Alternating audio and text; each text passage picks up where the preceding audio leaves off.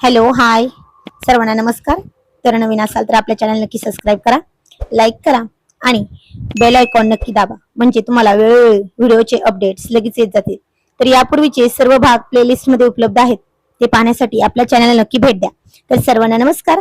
Royal शेतकरी भाग 147 मराठी कथा. अतुल आणि जान्हवीने एकमेकांकडे पाहिलं.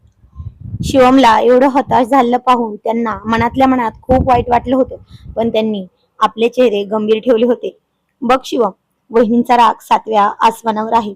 सहजासहजी ती वहिनी विरघळणार तर नाही.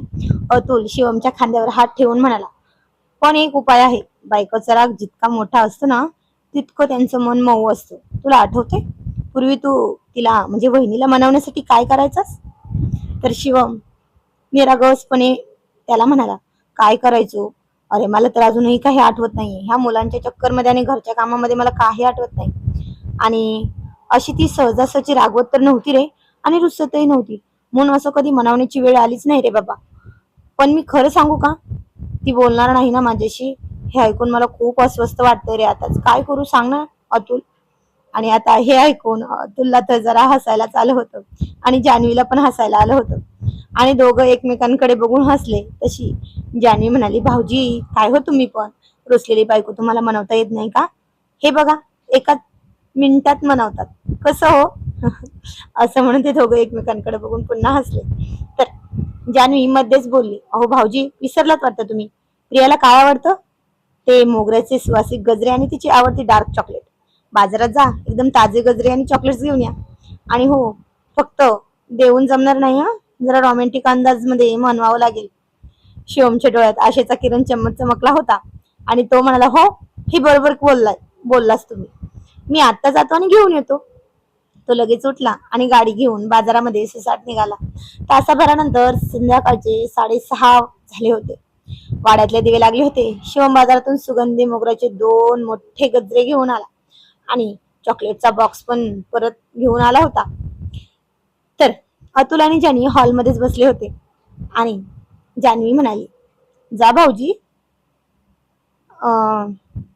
प्रिया किचन मध्येच आहे आणि ऑल द बेस्ट. जान्हवीकडे हळू पण तिने चिडवत म्हणलं होतं. आणि शिवमने दीर्घ श्वास घेतला. गजरे आणि चॉकलेट्स पाठीमागे लपवले आणि तो हळूच किचनच्या दारात जाऊन उभा राहिला. प्रिया तिथे रात्रीच्या स्वयंपाकाची तयारी करतच होती. तिच्या चेहऱ्यावर अजूनही तोच अबोला आणि डोळ्यात पाणी होतं. शिवमने हळूच खोकला काढला आणि म्हणाला, दर प्रिया. प्रियाने वळून पाहिलं, पण शिवमला पाहताच तिने पुन्हा ताठ मानेने तोंड फिरून घेतलं आणि ती पीठ मळण्यात गडून गेली. शिवम हळूच तिच्या जवळ गेला आणि पाठीमागून गजरे आणि चॉकलेट तिच्या समोर धरले.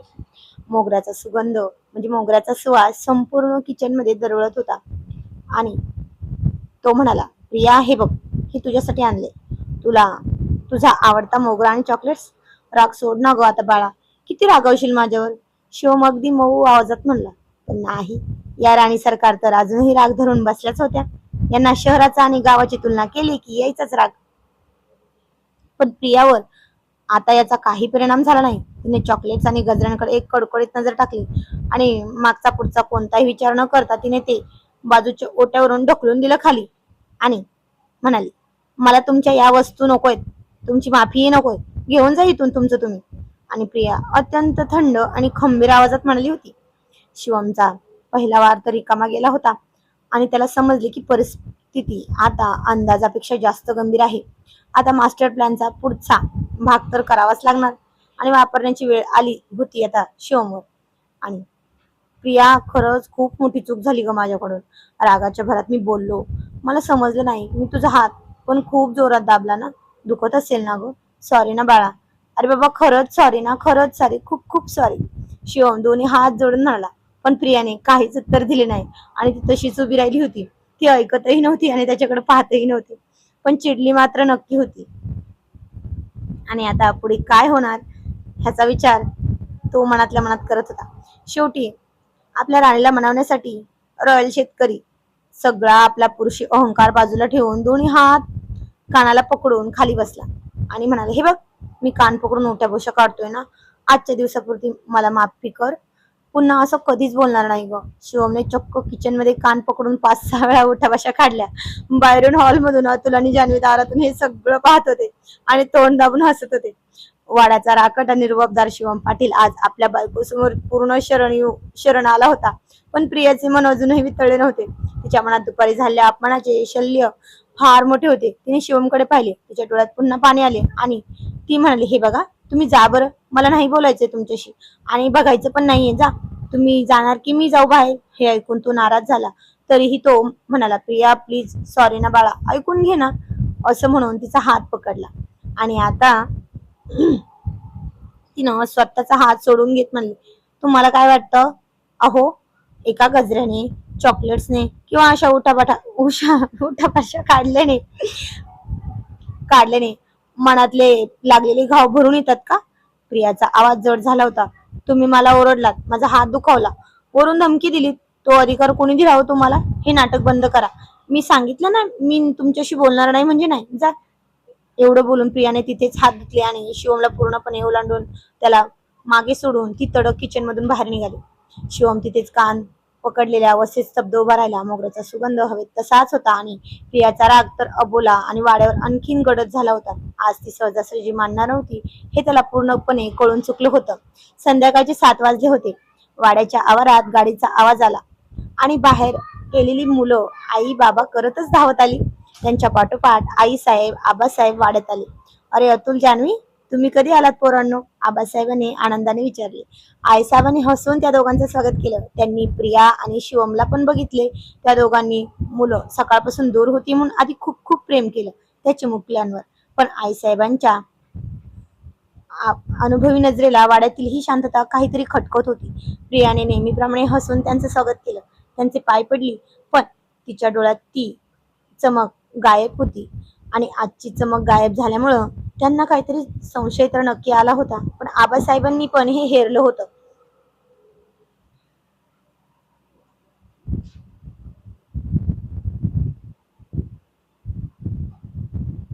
दुसरीकडे शिवम एका कोपऱ्यात शांत उभा होता. शिवांशीला आणि प्रियांशला जवळ घेऊन नेहमी उत्साहात असणारा वाडा आज कमालीचा शांत होता. रात्री 8:30 वाजता जेवणाची वेळ झाली. डायनिंग टेबलवर सगळं कुटुंब एकत्र बसलं होतं. प्रिया सगळ्यांना वाढत होती, पण तिची नजर चुकूनही शिवमकडे जात नव्हती. अतुलने शिवमकडे पाहून हळूच डोळा मिचकावत म्हणला, जणू तो त्याला म्हणत होता, बघ, अजून वेळ गेली नाही. शिवमने जरा हिंमत केली आणि म्हणला, प्रिया, जरा भाजी वाढतेस का ग? पण प्रियाने जणू काही ऐकलंच नाही. तिने शेजारी उभे असलेल्या जान्हवीच्या हातात भाजीचं भांड दिलं आणि म्हणाली, जान्हवी ताई, जरा त्यांना भाजी वाढा हो. हे पाहून शिवमचा चेहरा पार पडला. आबासाहेबांनी घास तोंडात टाकता टाकता हे सगळं हेरलं. त्यांनी एकदा शिवमकडे मग प्रियाकडे पाहिलं. वाड्यात काहीतरी मोठं रामायण घडलंय हे आबासाहेबांच्या लक्षात आलं होतं. पण थोरल्या माणसांसारखं त्यांनी त्या क्षणी तिथं बोलणं योग्य मानलं नाही. जेवण आटोपल्यावर शिवमचं मन वाढत रमेनाच. मुलं पण लवकरच झोपी गेली होती. आपल्याच घरात स्वतःची बायको आपल्याला पारक्यासारखी वागवते हे सहन न झाल्याने तो तडक डेअरी फार्मवर निघून गेला. तिथे गाई म्हशींची पाहणी केली. आजचा सगळा हिशोब पण केला आणि कामात मन रमवण्याचा प्रयत्न केला. पण डोक्यात फक्त आणि फक्त प्रियाचाच विचार चक्रावून येत होता. रात्रीचे जवळपास 11 वाजले होते. संपूर्ण वाड्यात शांतता होती. शिवम डेअरी फार्मवरून अत्यंत थकलेल्या पावलांनी घरी परतला. मनात एकच आशा होती की कदाचित आतापर्यंत प्रियाचा राग थोडा शांत झाला असेल. ते बेडरूम मध्ये त्याची वाट पाहत असेल. शिवमने हळूच आपल्या बेडरूमचा दरवाजा ढकलला. पण आत पाऊल टाकताच त्याच्या आशेचा चकनाचूर झाला होता. बेडरूम पूर्ण रिकामी होती. आज त्याला प्रियाही दिसत नव्हती आणि मुलंही दिसत नव्हती आणि तिचा वावरही दिसत नव्हता. मुलं पण नव्हती. हे पाहून शिवमला स्वतःचाच इतका प्रचंड राग आला की त्याने कपाळावर हात मारून घेतला आणि म्हणाला, काय मूर्ख माणूस आहे मी. काय गरज होती मला तिला बोलायची? आज आज तिच्यामुळेच माझं घर घर वाटते आणि मीच तिला माझ्या खोलीतून दूर केलं ना. स्वतःशीच शिवम फुटफुटला. त्याचा पुरुषी अहंकार आता पार धुळीला मिळाला होता. तो मनातच म्हणला, आज पहिल्यांदाच लग्न झाले तसे माझ्यावर चिडली, रुसली आणि मी तिला साधं म्हणू पण शकत नाही. प्रिया, नक्की कुठे गेली आहेस ग तू? हा विचार करत तो खोली बाहेर पडला आणि त्याला अचानक आठवलं की प्रिया जेव्हा नाराज असते किंवा तिचं मन रमत नाही तेव्हा ती वाचन करते, गाणे ऐकते. पण आता कुठे आहे? शिवम अत्यंत शांत पावलांनी अस्मीच्या रूमकडे गेला. त्याने खोलीचा दरवाजा हलकासा ढकलला. आत डिम लाईट सुरू होती. तिथे बेडवर प्रिया झोपली होती आणि तिच्या शेजारीच आपली दोन्ही पिल्लं, छोटी छोटी मुलं गाढ झोपली होती. मुलांच्या अगदी शेजारी प्रिया डाव्या कुशीवर झोपली होती आणि ती स्वर्गसुख त्याला खूप आवडायचं. तेव्हा तिच्या चेहऱ्यावर अजूनही सुकलेले आसू स्पष्ट दिसत होते त्याला. कदाचित ती झोपतानाही रडली असेल. झोपतानाही तिचा चेहरा किंचित अस्वस्थ वाटला होता तिला. आपल्या दोन्ही पिल्लांना तिने अगदी मायेने जवळ पोटाशी धरलं होतं.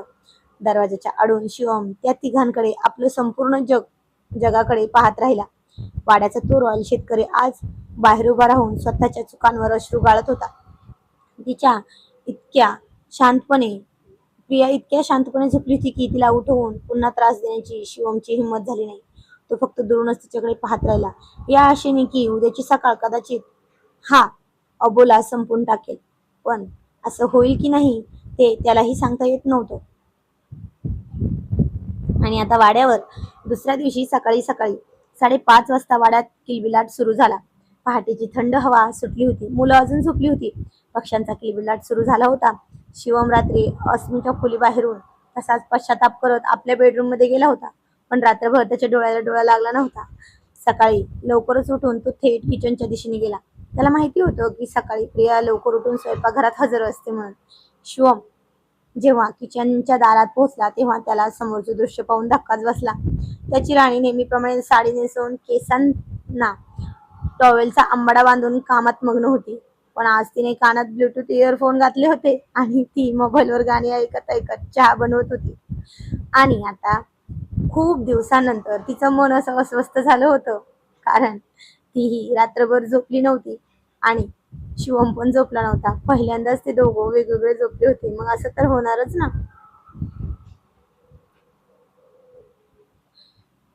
शिवमने कपाळावर हात लावला आणि म्हणाला, अरे देवा, म्हणजे हिने आधीच पूर्ण तयारी केली की काय माझं बोलणं तिच्या कानापर्यंत पोहोचणार नाही याची.